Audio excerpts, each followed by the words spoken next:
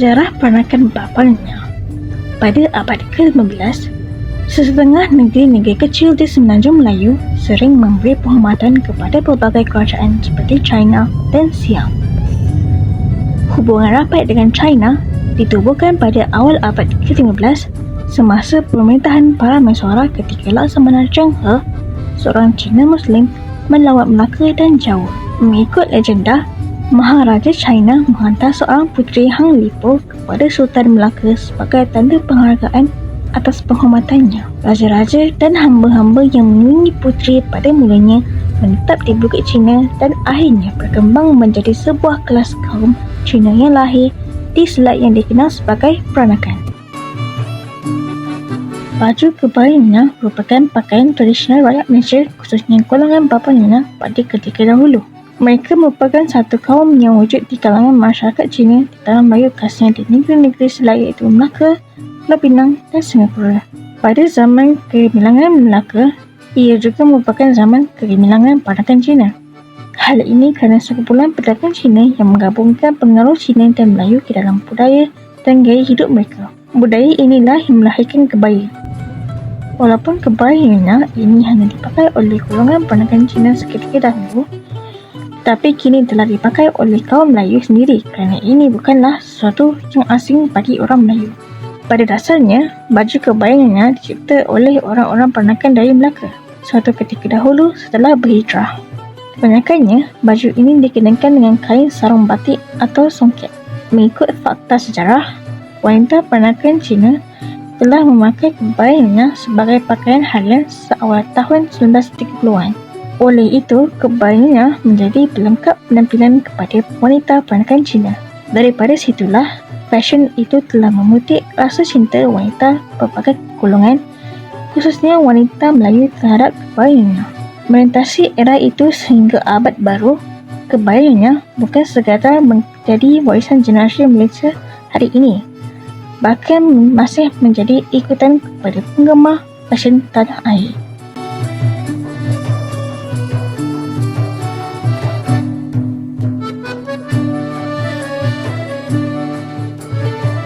Istilah peranakan pada asalnya bermaksud lahir semula.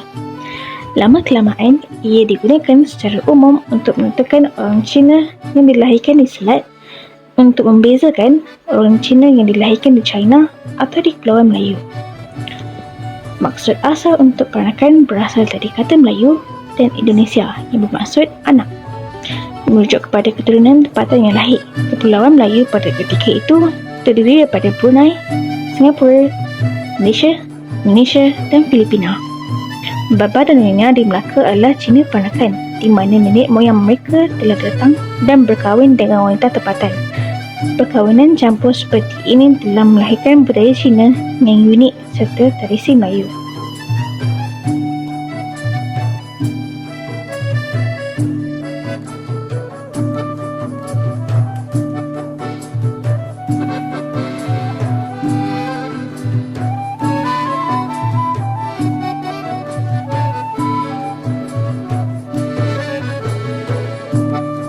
Pendatang Cina yang berkahwin dengan penduduk Melayu selalunya memakai pakaian kebaya yang anggun. Baju buatan tangan ini memerlukan kepakaran bagi menyulam corak-corak yang kelihatan seakan-akan rendah yang halus. Hiasan utama bagi baju kebaya adalah sulaman terbuk lubang, di mana garisan corak motif bunga dijahit, manakala bahagian tengah dasar kain yang tidak terjahit pula diterbuk lubang. Oleh hal yang demikian, menghasilkan hiasan yang seakan-akan rendah yang halus yang dikenakan pada bahagian leher, lengan, hujung blaus serta dua bucu segitiga di bahagian depan baju yang dikenali sebagai lapik.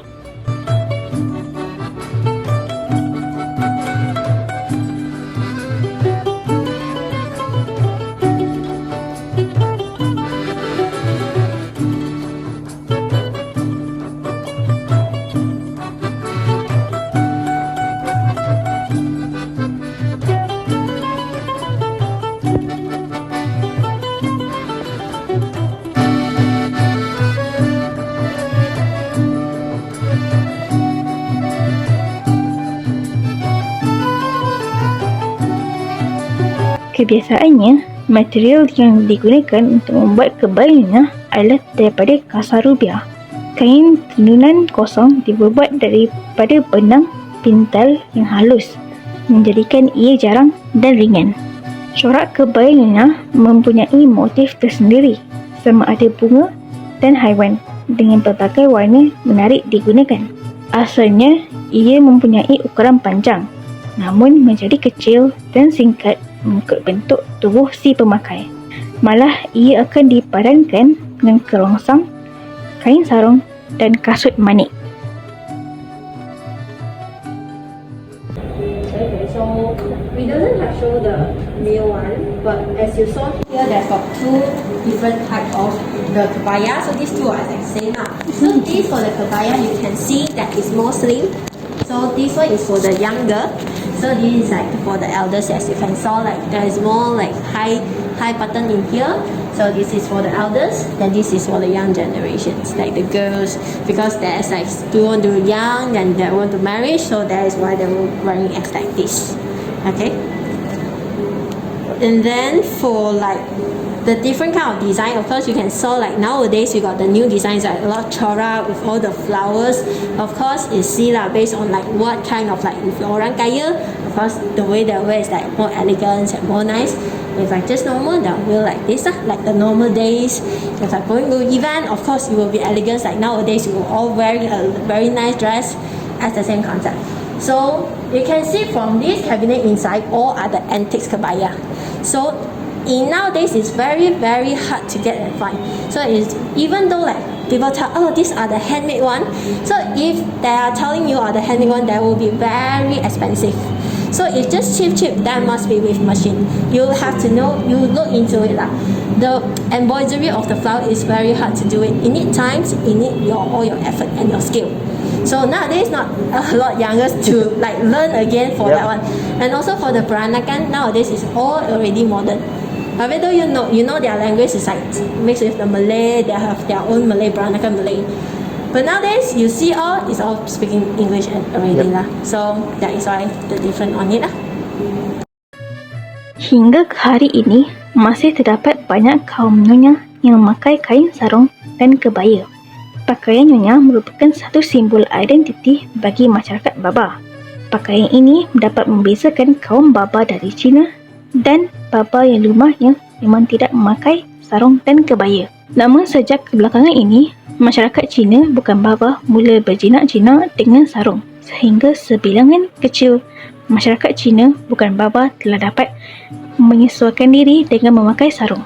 Masih terdapat perbezaan di antara di dalam pemakaian masyarakat Baba dengan masyarakat Cina, di mana kebaya yang dipakai masyarakat Baba memerlukan 3 pasang kerongsang untuk dijadikan butang, yang mana budaya yang diwarisi masyarakat Melayu tidak mempunyai butang.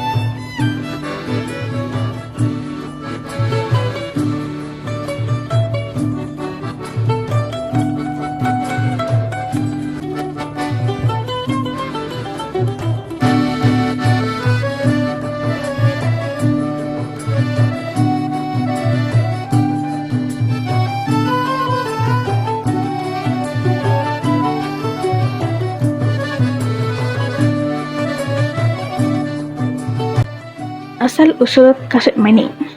Kasut manik adalah hasil kraftangan peranakan kaum Baba dan Nyonya negeri Melaka dan dikenali sebagai kasut manik bermuka sejak zaman turun-temurun.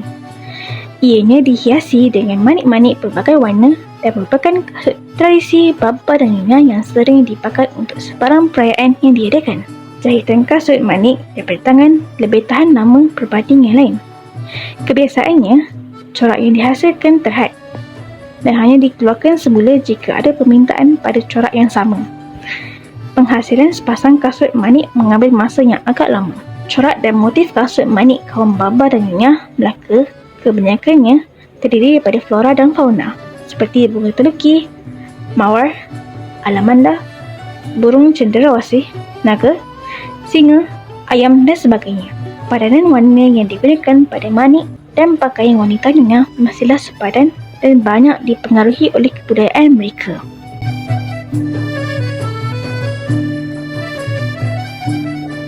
So these are the progress how they do the kasut manik. From the draft and draw it and until they do the like the start of the turn, the embroidery, cut up and put up on the shoes. So all this is actually made by her. This Tan Sulan. So she is actually a Nyonya lah. So this all is her work. So you can see like the small detail here. There is actually a good dark work here. You saw it? Yes. Yes, and then next of it, they actually still got lots like bee, a lot of like the creatures on the top. There's a lot of the design, like different kind of design, and you can see that it's more very colorful on their scale.